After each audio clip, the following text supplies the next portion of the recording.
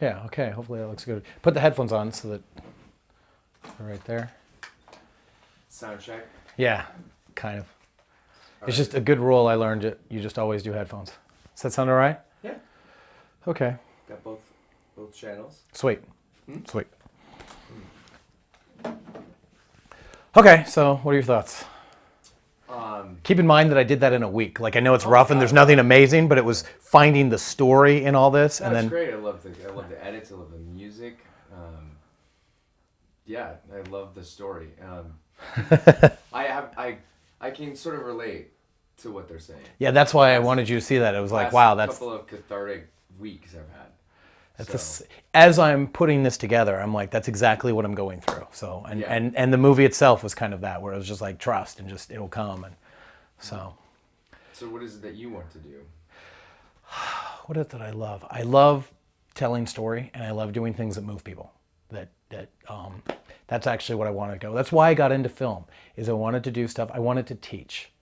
I wanted to teach people through this medium. I feel like there's nothing that's better than the best of art, the best of poetry, the best of literature, the best of everything, all music, all coming together in this medium, and that's why I love it. Is I wanted to do stuff that helped move people, inspire people. How does film help move people?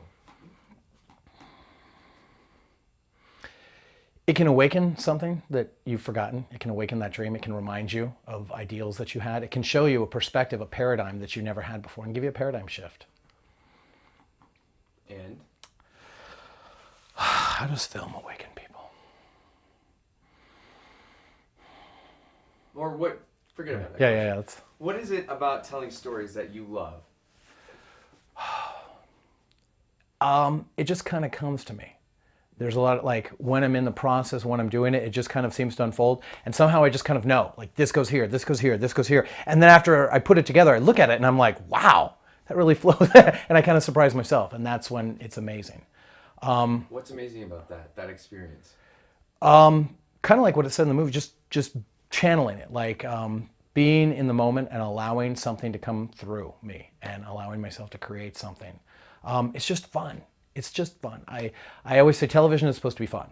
And whenever I'm directing, whenever I have a set, I gather my people together, and that's the very first meeting I have. As I said, all right, everyone, it's supposed to be fun. We're supposed to have a good day, because I believe that if you have a fun time, if you have a good crew, if you have a happy crew, it will show up in the final product. If you have a good time making it, it will be fun to watch. And so for me, the number one thing is that my crew is happy and that my people are having a good time. And then they have my back, and then they help me, see things. I don't think that I'm the best shooter. I don't think that I'm the best editor. I constantly see people who are better than me. And so I would rather, like, oh, wow, you do this, you do this, you do this, because I'd rather just allow the project to kind of come together, because that's when it's the best, when it just kind of works out, when everybody puts their best into it. Kind of like a conductor. Yeah. So And what are you most proud of? What project are you the most proud of? right now, probably that one, because I just did it, and because it's exactly what I'm going through. And it's a beautiful piece in the fact that there's nothing technical amazing about it. There's no graphics, there's no really amazing special effects. It's just a really small, beautiful piece that resonates with people. And I think it has a good pacing. I think it moves pretty well. But everybody who sees it comes back and says that they were moved and that they learned something, and it inspired me, and it made me happy, and it helped me to remember what it is that I wanted to do. And it was a piece that in my career kind of reminded me why it is that I went into this, and gave me a really big shift of like, wait, no, let me take a jump, let me take a detour. This is what I'd rather do. I'd rather do something that has a purpose. Yeah, so why did you get into this? You've talked about it a little bit. You like to tell stories. What else? I mean, what is, you look back to maybe when you were 15, 16 years old, what did you want to do? I always wanted to do this. You've always wanted to do Since I was a little kid, I knew that, Tell me about that. I used to actually put on plays with my little brother and sister, like with a tape recorder and stuff. I'd give them characters and tell them what to say and make little stories on tape. I love storytelling. I love entertaining people. I love grabbing people's attention, and it's a challenge to see how long I can keep it. And actually, when I was first making these kind of films, I used to throw fraternity parties, and I'd have like sometimes as many as 75 to 100 people at the house. And they would say, oh, come here, I was working on a project, it's 5 minutes, come check it out. It would be a 20-minute piece. And my goal was to see how long people would watch it while there's a party going outside. Because if I can keep your attention for 20 minutes at a party, I've got you. But if you turn and say, oh, that's great, or I love this, I've lost you. If you felt the need to congratulate me, I've lost you. You know, I wanted to hook them and keep their attention. And news is where I learned that skill. So. Why film and not news then? Because news was a great place to learn the art of storytelling, to learn what to cut out, how to edit, how to get to the point very quickly. News was great. However, the basis of news is what's wrong, what's bad. That is the foundation of news. If it's working right, it's not news. It's the suffering that is what gets, you know, I get that. And I have this policy of what's right with the world. And that's where I wanted to use my gifts. It's the same thing I did with news, but instead of pointing out what's wrong, I want to point out what's right, how things are working, how people can have hope, kind of remind people, because it's always going to be a hard time. There's always going to be something bad, but the point of it is don't give up. Keep on going. And I kind of wanted to awaken that in people and entertain people and make them laugh. And if you just make them forget about their worries for an hour or so, how long the product, you know, it just lifts everyone's spirits. And then when they get back into their day, they're better able to handle whatever the problem is. I know that happens in my life when I can distract myself and just generate happy feelings, no matter where they come from. I'm more prepared to deal with my problems. What are you afraid of? What am I afraid of? I'm afraid of failing. Why? What's failure anyway?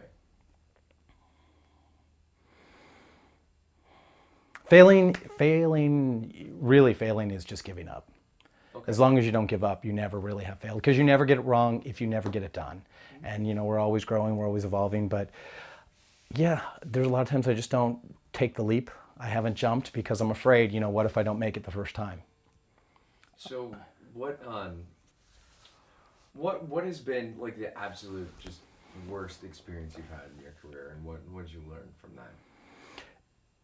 The worst thing that happened to me was when I worked for Channel 15 and I was Chopper Mike. And it was such an amazing job that a lot of my friends at the time had me in their phone as Chopper Mike and knew me as Chopper Mike. And I would go to parties and speak to lawyers and doctors. And what do you do? Oh, I do the helicopter. Oh, wow. And the party would stop. And I thought, wow, what a great job. There's 6 people in the Valley in any given market. There's about 4 or 5 people that get to do that. It's really specialized. And when I lost that job, I lost my identity. Or so I thought. And it was devastating to me. And it was that point that I realized that I'm not defined by a job. I'm not defined by a title. I'm not defined by what I make or what my things. It's who I am, my personality. That's what's important. And that's what goes on. And that even if a job or something were to be taken away, you know, I'm still me. And I learned to never base who I am, not my pride and not who I am to other people, on what I do. So who are you? I don't know. Sure you do. Who am I? Let's say an alien landed. I know, it's so hard. I know. Let's say an alien landed. Yeah. Doesn't know anything about you, your life, whatever. Completely total stranger. Like, how would you sum up who you are to that if you only had a short elevator ride? I am an entertainer. And I remind people what's good about themselves. Or so is my goal. To grab someone's attention, to point out what's good, what's working, what's right. And wake them up, inspire them. Who inspires you? So many people. Madonna, actually. I know that sounds cliche, but the reason I love Madonna is she always is reinventing herself. She's always popular, but the reason being is because she exposes herself. That's her secret. She's just really raw and real and authentic, and people love that because so much of TV is not real. It's not authentic. And when something is real, when something's really true, that's what's beautiful television, because that's what's beautiful.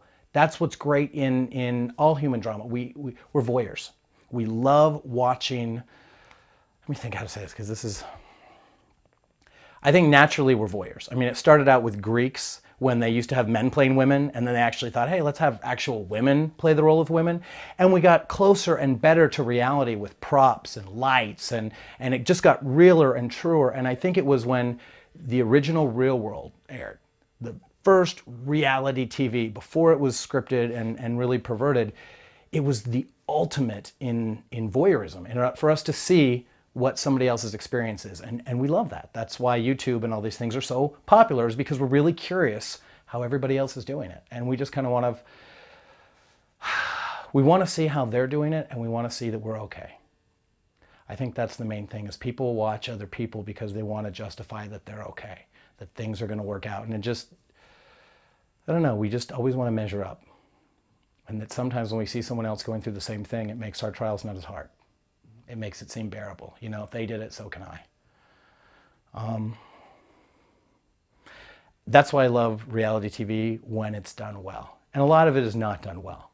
But when it's really done well, it's amazing. And I love the capturing someone's attention and then showing them something that, you know, they've never seen before. You know, somebody else's struggle, or I don't know where I'm getting with this. Can you help me? Good. Yeah. It's all good.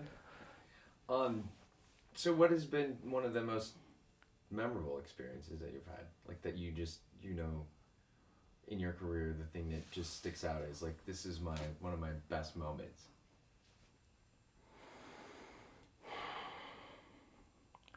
You know, when I did the Madonna Sticky and Sweet tour, it was pretty amazing. That doesn't feel authentic. I mean, that was the coolest. That was like when I tell people on the airplane, what's the coolest thing you did? But I don't know that that's the thing I'm most proud of. You know, some of the things I'm most proud of are these award tribute videos I've done for people. They're small and they didn't have a big audience, but for that individual, it's like a time capsule of what they did and what a great person they were. And a lot of times it's such humble people who don't toot their own horn. And so it's really neat to kind of build something and show other people just how great they are. And I remember one woman who was a lawyer, and she had talked about this mentor that she had in Chicago that just, you know, gave her the strength to really become, and she was winning an award for being the top two lawyer, like the #2 lawyer in the country. And here she was here in Phoenix. And so I actually found her mentor, looked her up, and wrote her, hey, your friend is getting this award, da da da da da. Do you have any pictures to send? And then once the video was done, sent a copy to the mentor, like, you know, and also found out her brother in Iraq. And so I gave it a copy of her online so her brother could see it. And it's that kind of stuff that I love. It's not real big and amazing, dramatic. And, you know, everybody wants to do cool stuff to impress their friends and their family. But I think the things that I'm most proud of are those little moments. What makes you different from everyone else that your audience is probably looking at? What makes you different than them? I didn't say better. What makes you different? Than other different than... From the next guy or this. Okay, this is what I see, is that I somehow, like,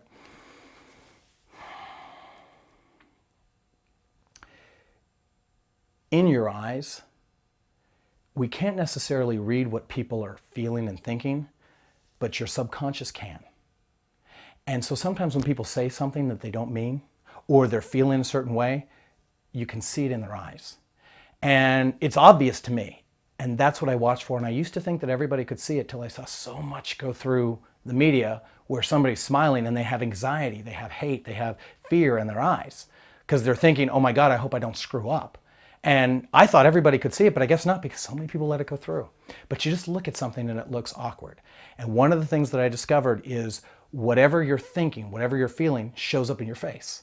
And so whenever I interview someone, I always tell them, you got to think something happy. I'm going to do great. I'm going to do great. Think a sexual thought. Think of a fantasy that you once had, whatever it is, that's a happy thought. Truly, truly. When you think that happy thought, it shows up in your eyes. Your eyes sparkle, you laugh a little bit more, and you just come across more genuine. And people believe you. They don't necessarily know why. They just like you. They're drawn in. As opposed to when you're afraid, when you're thinking, I hope I don't screw up, and then you just come across awkward. And I think that's the thing that really sets me apart, is I am fanatical about that. And when I interview people, when I talk to people, I will stop. No, we've got to do this again and again and again and again until I feel it in your eyes, until I feel like that was sincere, until I feel that was real. Because when people are real on TV, it bonds people. Like, people connect. People connect to authenticity. Even if it's something that's completely different than what they've dealt with, a struggle that they can't relate to, everyone relates to that true human emotion. And when you're real on TV, people are drawn in. And that is what I'm passionate about in TV, is that authentic, real, because that's what draws the audience in. Because sometimes I get real excited and I talk really fast. I always try to remember the audience. The audience is the whole reason we're doing it at all. And what would keep them entertained. And I don't like lying to my audience. When I do corporate pieces and it's like, all the employees love. No, all the employees don't love. Some of them hate it. Some of them think it's ridiculous. So let's not say that. But this is true. Let's go that. Let's talk about this. This is right. And so I really try to work on that realness. And it's not possible all the time, or it's difficult, but I think the pursuit of that is what makes great television. To try to be as real as possible.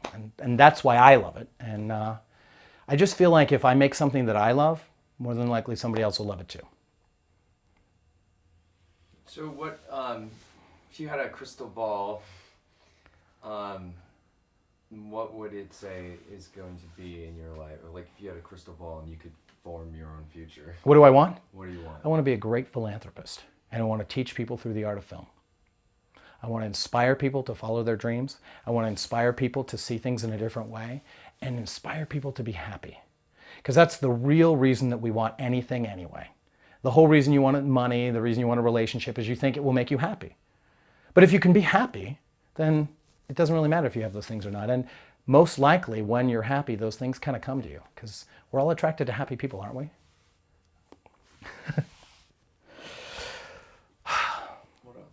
I don't know, it's awkward to be, I'll be real, it's awkward to do this, so I feel sorry for all the people that I interview. I get it, I know it. But, yeah, because it sucks. It sucks, like, you're just thinking about that camera. And so that's what I try to do when I interview people is get them to forget about the camera. Yeah, just be real. I'm an editor, I'm great at what I do, and my job is to make you look great. So... what else separates me? I don't know. Did you like the pacing of that? That's one thing that I just get it. It's the beat. It's like this happens, there's a space, and then this. And I just kind of like that flow of grabbing someone's attention and then just kind of keeping it. There's a lot of people who don't get that right. But that's negative. I don't know. Anything? What is it I ultimately want to do? What I want to do next is... I'm at a point in my career where I've been the assistant on big things, and then I've directed medium and small things, and I want to go to a really high level and just be really humble and be someone's apprentice. Just get to work with somebody who's really great and learn from them. That's kind of the place. I just simplify. I think a lot of people are in that place right now. Like let's go back to school, let's do this. But I just I'm in a place where I'm ready to just be humble and learn, because ultimately, through this medium, I want to teach. And when people ask me, what is it that you want to teach? What is your message? I don't know, and I don't care, because I don't want it to be my message. I just want it to come through me. I just want to make myself in a way that I'm able to be a vehicle and I'm able to convey what people need.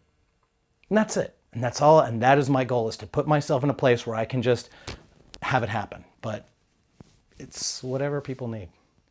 Did that sound weak? Did that sound all right? That was great. That was a good, you should use that one. Yeah. What else would be good? The two purposes in this is A, I want to cut something that's just the open of, hey, I'm an editor, this is what I do. And B, you know how sometimes when people apply for jobs and they say, make a video of why you want this job? Just for fun, I've always wanted to work for MTV. And so I want to cut this and say, I have always wanted to work for Buno Productions, the original production of The Real World.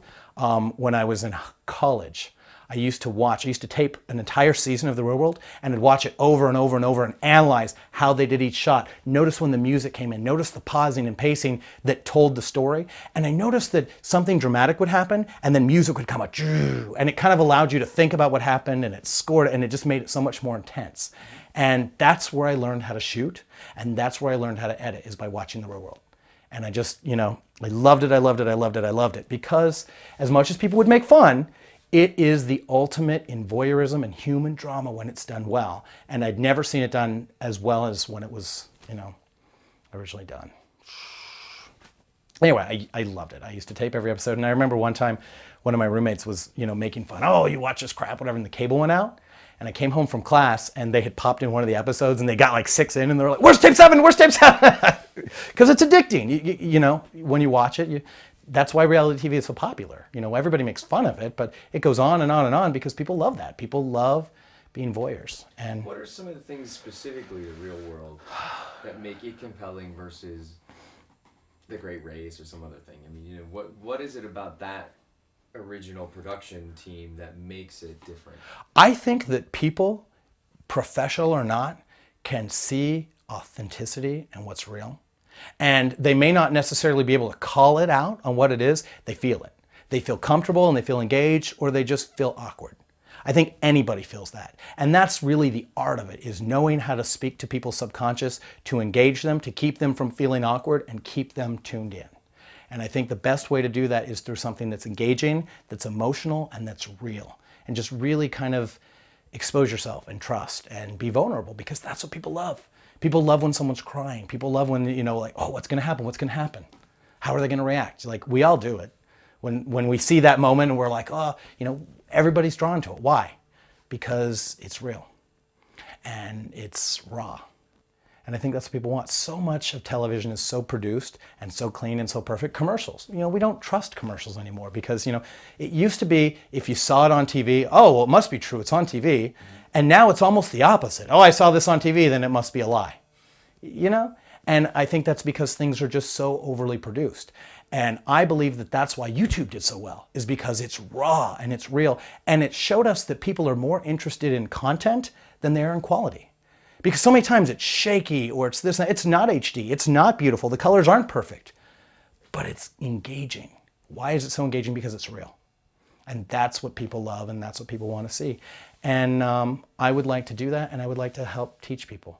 But I don't know. I feel like sometimes if I get too scripty, it comes off like I'm a douche. I think that you've got some great sound bites. Cool. Through this thing. I'm glad to hear you say that, because I specifically chose to use a camera that's a piece of crap, and you know that looks kind of like a webcam for me when I did my thing. It's more engaging. Well, because someone said to me, "Why didn't you? You've got all these video people that you know, and why would you do it that way?" And you just described exactly my thought process and what I know. Well, what else do you want to say to whoever's watching on the other end? I wanted to talk about the process that I get into when I edit, because I kind of thought about something. When I envisioned this video, what I kind of envisioned is something where I start off with something real engaging, you know, fire engine, or, you know, whatever I do to kind of like grab their attention, hook them, go for a little bit, and then stop and say, I got your attention, didn't I? Hi, I'm Mike, and this is what I do. And then really explain to them what it is that I did and how it works and why, and kind of teach people, you know, how to film. Whenever I teach my clients, like this pregnancy documentary, you know, how to shoot that. You know, the first thing I told them is it's an art. And so you don't have to worry about getting it perfect. You don't have to worry about, you know, don't screw it up. Just kind of be there and capture it. Sound is the most important thing. Because so many times,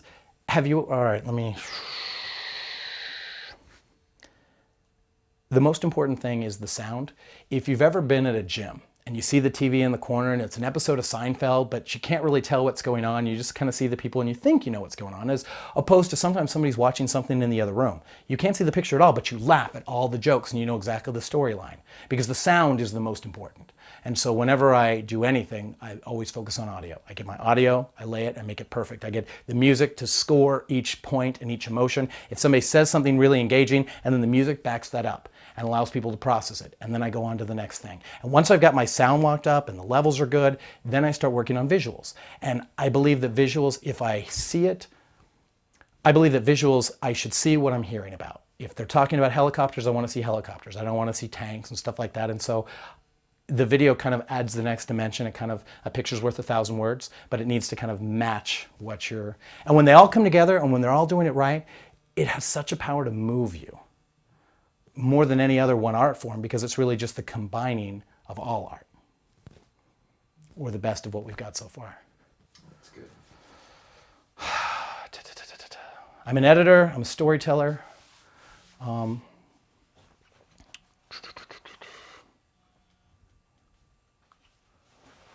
Hi, welcome to MikeChesworth.com. I hate that, like it's so darky. Yeah. Yeah, that's, how many times did you do your video? Was that the first try? Yeah, yeah, it was actually. Really? I just sat down and cut it, and then you notice I cut it, and the edits are really rough. I did that on purpose. But people love that. People love the raw and real because it's true. And I think so many people right now, we've lost a lot of faith and we've lost a lot of trust. I mean, things that we used to trust and believe in, you could believe in the banks, you could believe in the government. Nobody trusts the government. Nobody trusts banks anymore. You know, we're at a loss of what do we trust? You know, religion has become such a mess because so much of loving in God is built on hate and hating each other and tearing things apart. That I think when people believe that they can trust something, you know, people flock to it. So why do you have to introduce yourself? I guess I don't. I just don't know what this piece is supposed to be. Like, sum it up for me. You know, like, you know, just if you were. I appreciate you helping me with this. That's okay. I'm sorry. Yeah. My phone's lighting up here. That's all right.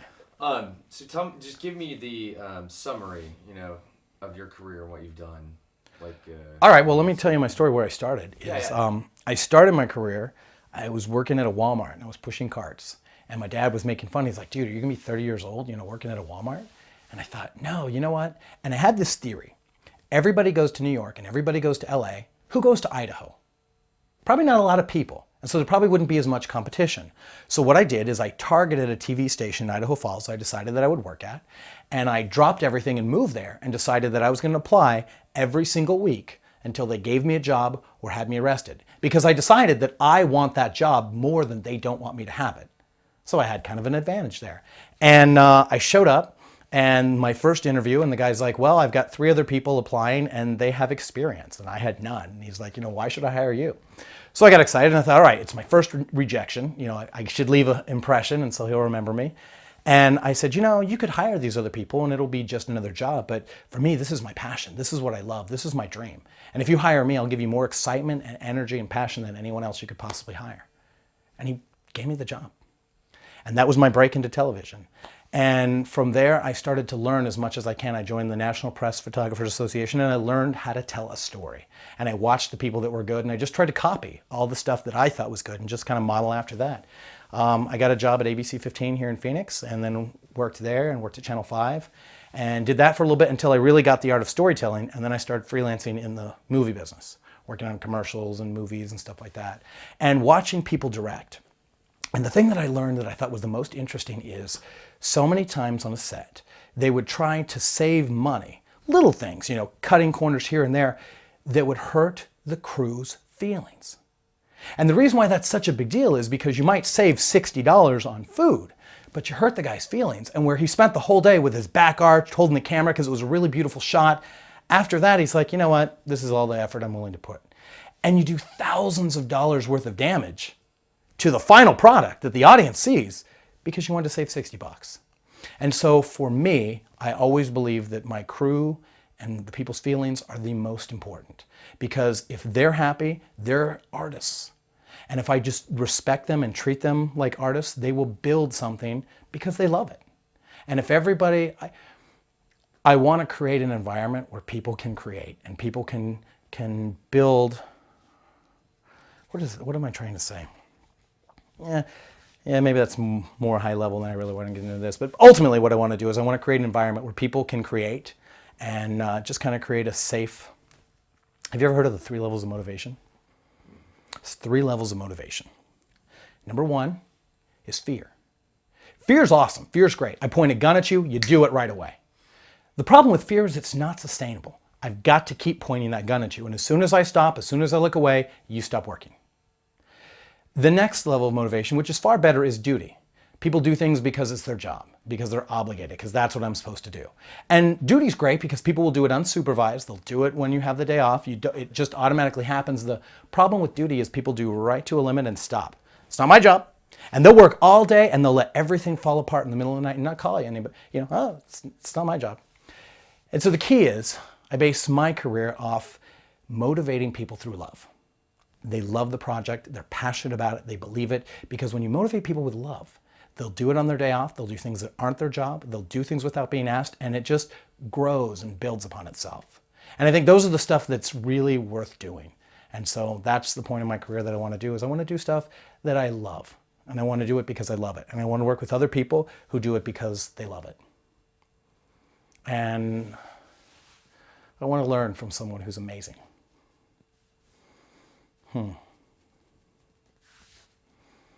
What is storytelling? What is the art? You know, it's funny. Like, and this, I'm sure this happens to you. I had all these thoughts in my head, and all these times I tell these stories, and then I get here, and I'm like, oh, what is it that I wanted to say? But you know what? Whatever it's supposed to be will come out. Give me a job, someone. Anyway, what do you do? What you do? I'm pretty passionate about what I'm about to do, so yeah, that's why I'm doing it. Ultimately, I want to be a philanthropist. That's my ultimate goal, is I want to be a philanthropist. And so I just kind of figured this would be, you know, it comes easy to me and I enjoy this and it's fun. And you can make an impression on a lot of people. You know, if I'm a teacher, I hit like 30 kids. But if I make a good film, it can go on and on and on and on. And that's why I love it. But ultimately, I want to be a philanthropist and start something that helps people. I can relate to that. Yeah. I think I'm a good teacher. I enjoy teaching people how to do this. It just comes easy to me, and I just get it. I just get it. I just get it. I just understand it, and I think that I can convey it in such a way that other people get it. And I love seeing other people when they get it, and when they're proud, and they do something that's amazing. And I don't know. Now I'm getting shy. Yeah, you said a lot, actually. Really? Good. I hope I got something. Anything I'm missing? Anything a potential employer would like? Anything that's real? That's what I should really be. I should try to be authentic and real. That's just the thing. It's like I'm not going to ask you the standard questions. Well, that's good, and that's why I picked you, because I knew you would. I'm thinking, yeah, if I'm watching this, I'm just thinking about like the environment in which someone watches it. Right? They're busy. They get your blah blah blah, and they get curious, and then they open this thing up and they watch it. I think everything that you said is good because it's not the same old. I have 2 Emmys and I have blah, blah, blah, and 15 years experience and blah, blah. I think you definitely used a story about how you got into TV. I think you definitely used that. You like that? Mm-hmm. Yeah, it always seems to just kind of work out. At every point in my career, as I go forward, it feels like I'm at a cliff. And it's like, oh man, what's going to happen now? And it's a little scary. But something always happens, something always works out, and I go to the next level. And as I look backwards, it seems to be perfect. This went to this, went to this, went to this. And I'm like, as if it's like being orchestrated by something. But at every point, I hit the cliff and I'm like, oh God. I know. And that is where I am now, as I'm at that cliff and I'm like, oh God. Well, it's so funny because I was today struggling with in my head, just like, okay, you know, I don't want to do the whole thing that I'm doing like that. I want it to be, you know, well filmed and well shot, all of that. And then I just randomly out of the blue get a call from you, like right as I'm like thinking of that. Really? Yeah, it was just random. It was totally random. Well, maybe it wasn't, because you were in my head and I was thinking, I need to call him. Funny how it is. So what? And it was your video last night that really inspired me to do this. I was like, you know what? I'm going to have all the gear at my house, because I had a shoot earlier today. And it was just like, you're going to have all the gear, you know, tell him to come over. He's going to help you and just, you know, build something. So. Do you, what would the people who've worked with you say about you? Like, from their perspective, how would they, you know, anybody that's watching this, if they were to call up, you know, whoever you're working under or with at your last project, or, you know, what do they say about you?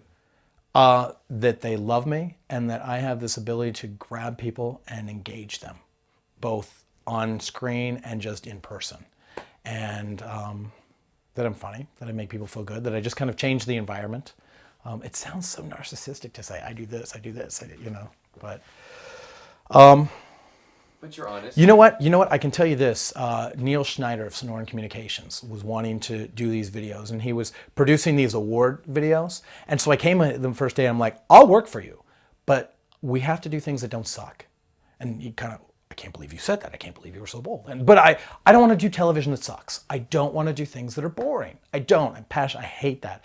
And so he allowed me to just kind of be creative, and I taught him how to care about it.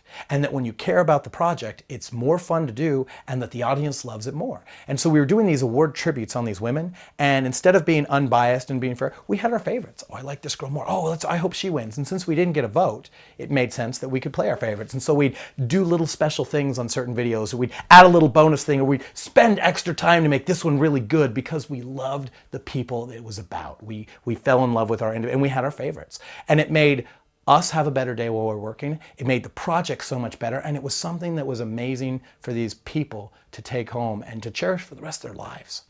And so that was, really kind of special. And it's neat for people who are humble, who don't toot their own horn. It's neat to brag for them. I love finding someone who does something great, who's really humble, and then yelling what they do to everyone. Do you know how great so-and-so is? They do this and this and this and this. And they're secretly embarrassed. Well, they like to act like they're embarrassed, but they secretly love it. I mean, people love to have, anyway, I love doing that. I had a roommate, actually, the guy who lives in the guest house, and he had this idea.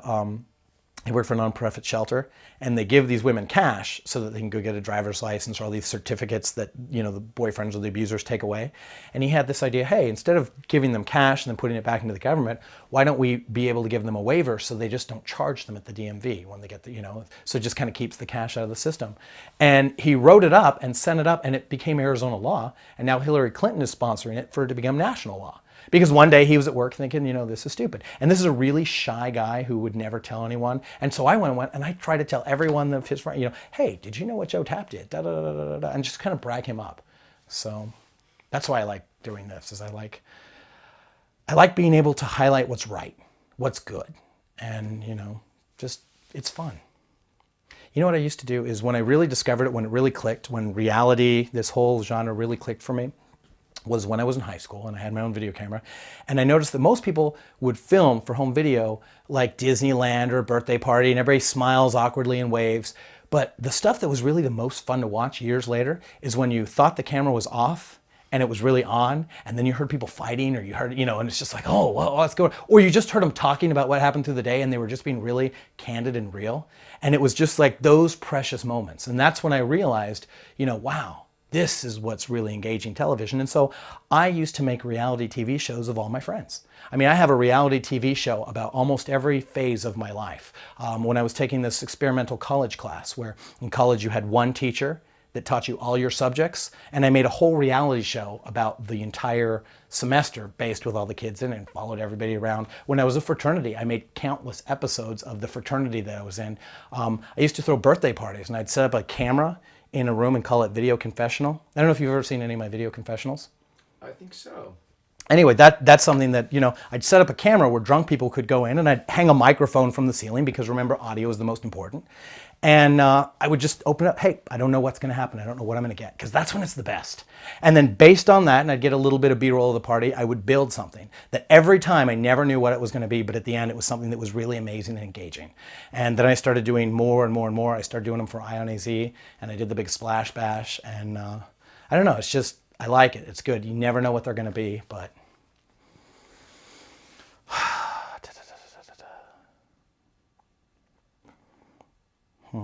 Why don't you stop for a minute? Okay. Yeah, you just want it to be real? Mm-hmm. Well, I'll tell you the thing that I can do is, there are editors that can do more better. There are people that are better than me in each aspect, but I know how to make it real. I know how to make it authentic, and I know how to make it interesting and fun. And I know how to grab people's attention. How do I know how to do that? I don't know. I just know it. I just feel it. I go by how it feels. I just watch it until I feel uncomfortable, and then it's off. No. It needs to be this way. And, so maybe that's where I can help you. Yeah, that sounds like where you can help. Because that's the most important. Well, you know what? The biggest mistake people make in short films, independent filmmakers, is they cut things too long. It's really slow. And that's how a lot of people can tell, like, it just looks like a low budget thing, is just because it like goes and goes and goes. And so if you can take a low budget thing and cut it, bam, bam, bam, bam, bam, and get a really good pacing, it looks really well produced. And if you grab someone's attention and you keep them and they're engaged, they forget about the quality. They forgive a lot of the mistakes, and it just kind of looks like it's on purpose. And you can make really terrible footage look beautiful, and people don't even remember that it was out of focus. They just remember, wow, how moved they were. Because it's the content and it's the pacing, the rhythm that people get into, and that's all the audio. And that's why I always focus on the audio first, is, I get it, this soundbite goes to this soundbite, and then they say this message, and then this music kind of underscores it. And then there's a moment where you just kind of pause and you can kind of think about that, and then bam, and then it launches into this thing, and it launches, and there's always got to be this wave. Somebody says something, and it builds, and it builds, and it crescendos, and then, you think about it. And then there's the next one, and there's the next one. And it's about getting that rhythm and getting that right. That it just kind of, that's what makes people stay engaged. That's what keeps your interest, is that, you know, bam, bam. And when you miss the beat, when you get it a little bit off, when it's a little bit, it makes people disengage. They won't be able to say the rhythm is off, the beat, you know, they won't know. They'll just kind of like, oh, you know what, I got to do this. And they'll start thinking about the things they got to do, and they'll start thinking about the shopping list. And then it all falls apart. Because the whole point of it is to keep them engaged and get them to watch your thing. And so if that means cutting something that's 20 minutes down to 5 minutes, that's what it does. Then do it. One of the first things I tell my clients is a principle that I learned called kill your babies. And what that is sometimes when you're too close to a project, you have this shot that's beautiful, that really tells the story, or this was so engaging, this was such a great bite, and it is good, but it doesn't add to the pacing, the beat of the project. It actually slows it down. And so many times people are afraid to kill their babies, or afraid to lose these moments that they're in love with, and their whole project suffers. But if you can just learn, and this is what I learned in news, is the ability to be like, this is great, but it doesn't help my project. This is my focus. This is where I'm trying to get, and I can only use these things to get me there, and to really get me there fast, to get to the point, get to the point, get to the point. And I don't know, I lost my train of thought there. I ramble a lot. No, I think that the last segment was good, though, taking that part. You should definitely use that. Cool. I want to say something about getting people's attention. Okay. I mean, that's one of the things that I learned in news, is that when I was working in the news, I was cutting things for people that were not an active audience. These are people who are waiting for their show to come on. These are people who just finished watching something else, or maybe they're doing the dishes, or maybe they're talking to someone in the room. And so one of the things that I learned is you grab their attention with a siren, with a bang, with a crash, boom. Everybody looks up at the TV, oh, what was that? You got them. Now the key is to keep them engaged. Give them no point where they can be like, oh, and go back to what they were doing. You grab them with something engaging and you feed them. Tick, tick, tick, tick, tick. And it's that rhythm. Boom, boom, boom. And you draw them in. And for me, it's the game to see how long I can engage people, how long I can keep them going. And give them something at the end. Make it worth it. If someone's going to, I feel like if they're willing to give me 20 minutes of their time, I want to give them something back. So it wasn't just wasted time. I want to teach them something. I want to give them something. I want to entertain them, make them laugh. Something that makes that 20 minutes worthwhile. And sometimes it means taking the 20 minutes and making it down to 3. Because that seems to be the internet attention span right now. Bam. And that's why I love really well done commercials, because it's telling a story in 30 seconds. We all have those spots that we love where there was once upon a time, this happened, action, reaction, the end. Bam, all in 30 seconds. And that's when it's really great. It's like, I always think filmmaking is like telling a joke. People say, oh, I want to make a film, I want to make a film. If you're the kind of person that can walk into a crowd, engage people in a room, tell a story, tell a joke, and the more you tell it, more people gather around, you will be an excellent filmmaker. You will make something engaging. If you're the kind of person that tells a joke and kind of butchers it and says it wrong and goes back, oh, wait, I forgot this, you're going to struggle when you're making a film. And that's one of the reasons why I love doing this, is that I find that a lot of times when I talk at a party or when I talk something like that, I'll tell 1 or 2 people a story, and then by the time I'm done, this little crowd is gathered. And sometimes it would kind of freak me out, like, hey, sometimes you want to go really deep or really personal, and then the crowd gets really big, and it's like, wow, I really can't finish what I started. But I noticed that would happen. Like anytime I talked, people would gather. So it's like, well, maybe that's what I should start doing. But it's easier to hide behind the camera.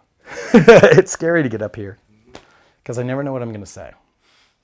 Like I like when I have a script and I know exactly what, oh, bam, bam, bam, and I can deliver it. But sometimes you get up there and, oh man, I don't know. And but it always seems to be for me, those impromptu moments where I say something and I'm like, oh man, that was dumb. And everybody's like, wow, that was so great. Really what'd I say? But I think it's that realness. I think that's the key. Authenticity, real, honesty. And if you can accomplish that in a video, you'll engage your audience.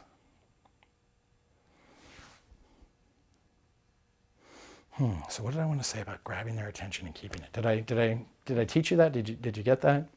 Did you understand how sound is most important? Yeah. Quality. I did. I think that you've got great thoughts to piece together. Really? I shot How a long do you think this? How long do you envision it? like a minute. Then you should probably shut up because you're gonna look at this footage all night and go, "Oh God." Oh God. I just want the right thing. You know how like sometimes you just kind of let it go and then something brilliant comes out. That's what I like to do when I roll. It's just like set the camera, just be ready, and then allow something to happen. You know, get my audio ready to capture it. The light is ready, bam, and then just allow it to unfold. And you know, that's the best. All right. Well, I guess I'll watch this, and if it sucks, I'll do another one. Yeah, watch it.